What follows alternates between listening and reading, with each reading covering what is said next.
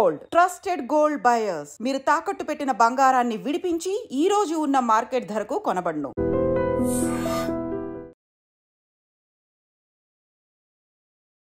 అసలు ఏ మాత్రం భయం లేకుండా కొంతమంది అసలు పోలీసులు ఉన్నారా, ఒక వ్యవస్థ ఉందా, లేకపోతే ఏమన్నా అవుతుందా నెక్స్ట్ అనేది కనీసం ఆలోచించకుండా ఎవరిని వేధిస్తున్నాము కనీసం సోయి లేకుండా ప్రవర్తిస్తున్నట్టు అనిపిస్తోంది. ఎందుకంటే హైదరాబాద్లో జరిగినటువంటి సంఘటన, నిన్న ఒక ఫ్యామిలీ బయటికి ఒక క్లబ్కి వెళ్ళి తిరిగి వస్తున్నటువంటి టైంలో మధురానగర్ ఆ ప్రాంతంలో జరిగినటువంటి సంఘటన ఇది.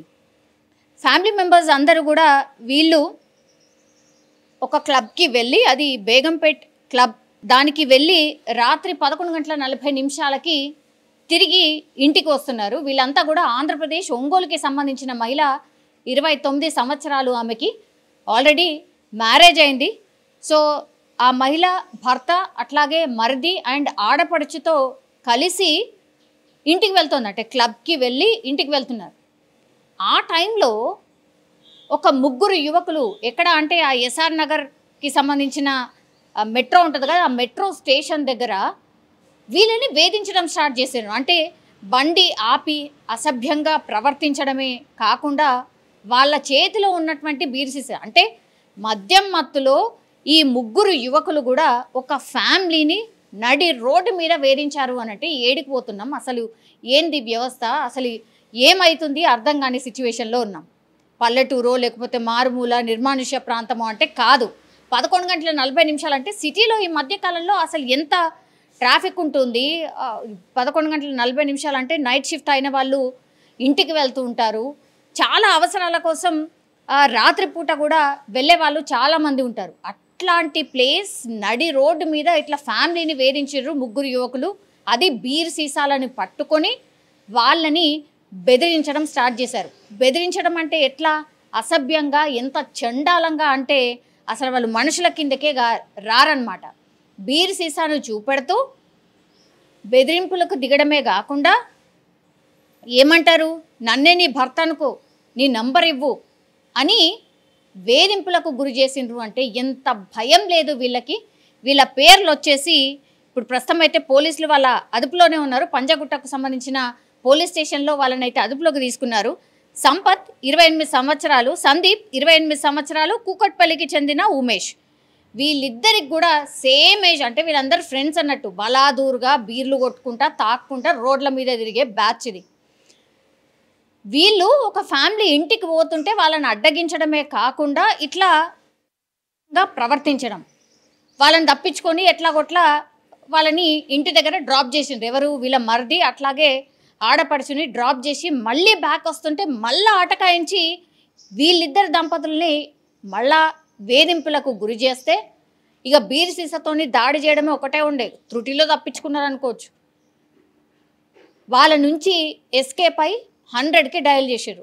డయల్ చేసి ఇలా జరిగింది, మాకు ఇంత దారుణమైన సంఘటనను మేము ఫేస్ చేశాము, దయచేసి మీరు తొందరగా రండి, ఇగో ఈ ప్లేస్లో వీళ్ళు ఉన్నారు, బీర్ సీసాలు పట్టుకొని ఇగో ఇట్లా దారిలో వెళ్ళే వాళ్ళని వేధిస్తున్నారు, మేమైతే ఇగో ఇట్లాంటి వేధింపులకు గురయ్యామని పోలీసులకు చెప్పడంతో హుటాహుటిన పోలీసులు రావడం, ఆ తర్వాత అక్కడే ఉన్నారు.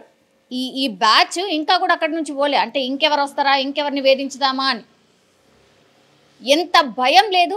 భర్త పక్కనుండగానే ఆమెను ఏమంటాడు, నన్నే నీ భర్త అనుకో, నీ నంబర్ ఇవ్వు అని అడుగుతున్నారట ఈ ముగ్గురు యువకులు. వీళ్ళని ఏమనాలి, ఎంత భయం లేనితనం.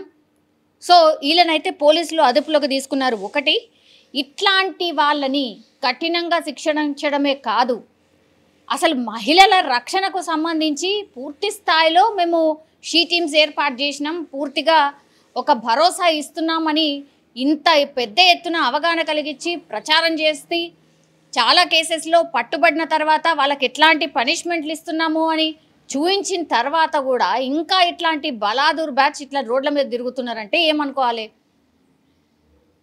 సో ఇంత దారుణమైన సంఘటన సరే రాత్రి వేళల్లోనే కావచ్చు, కానీ ఓన్లీ ఒక్క మహిళ మాత్రమే అక్కడి నుంచి వెళ్ళట్లేదు. సరే ఒక మహిళ వెళ్ళింది అని అంటే అంత రాత్రిపూట ఎందుకు వెళ్ళాలి, ఇవన్నీ మాట్లాడతాం, అది వేరే ఇష్యూ. కానీ వాళ్ళ ఫ్యామిలీతో పాటు వెళ్తున్నటువంటి టైంలో అటకాయించి ఇట్లాంటి ఘటనకు పాల్పడడం వెరీ వెరీ సీరియస్. యాక్చువల్లీ పోలీసులు కూడా దీని మీద పూర్తి స్థాయిలో దర్యాప్తు చేయాలి. అట్లాగే ఇది ఒకటేనా, లేకపోతే గతంలో కూడా ఇంకెవరినన్నా ఇట్లా వేధించిర్రా?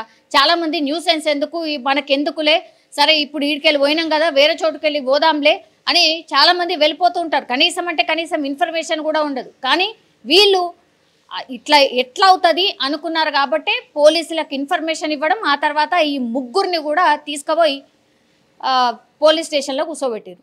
వాళ్ళ పేరెంట్స్ రావద్దు, వాళ్ళ కోసం ఎవరు రావద్దు, వాళ్ళకి అసలు బెయిలు ఇవ్వద్దు, ఏమీ ఇవ్వద్దు. తీసుకుపోయి ఏడన్నా అసలు మనుషులు లేని ప్రాంతాల్లో పడేయాలి. ఇట్లాంటి వాళ్ళని పడేసిన తర్వాత ఆ వీడియోను కూడా రిలీజ్ చేసి పబ్లిక్కి చూపెట్టాలి. మళ్ళీ ఇట్లాంటి పోకిరీలు ఎవరైనా చేయడానికి కూడా భయపడిపోవాలి. అట్లాంటి పరిస్థితి రావాలని కూడా చాలామంది మాట్లాడుతున్న సిచ్యువేషన్ అయితే కనిపిస్తోంది. నిజంగా ప్రస్తుతం ఉన్నటువంటి సమాజం దేనికి ప్రయారిటీ ఇస్తుంది? ఆర్థిక సంబంధాల చుట్టూ మాత్రమే తిరుగుతోంది. మళ్ళీ ఎన్నికలంగానే చాలా విరక్తి కలుగుతాను. మంచి అనిపిస్తుంది కదా, లేడీస్ కూడా ఛాలెంజింగ్ జాబ్స్ చేసినప్పుడు చాలా బాగుంటుంది. ట్రాఫిక్ అసిస్టెంట్స్ గా నియమించిన ట్రాన్స్జెండర్స్ అందరితో సాల్యూట్ చేయించుకుంటున్నారు. ఫుడ్ డెలివరీ ఇవ్వటానికి వెళ్ళినటువంటి డెలివరీ బాయ్ అనిల్ పై కళ్ళ ముందు పెళ్ళండి కొట్టి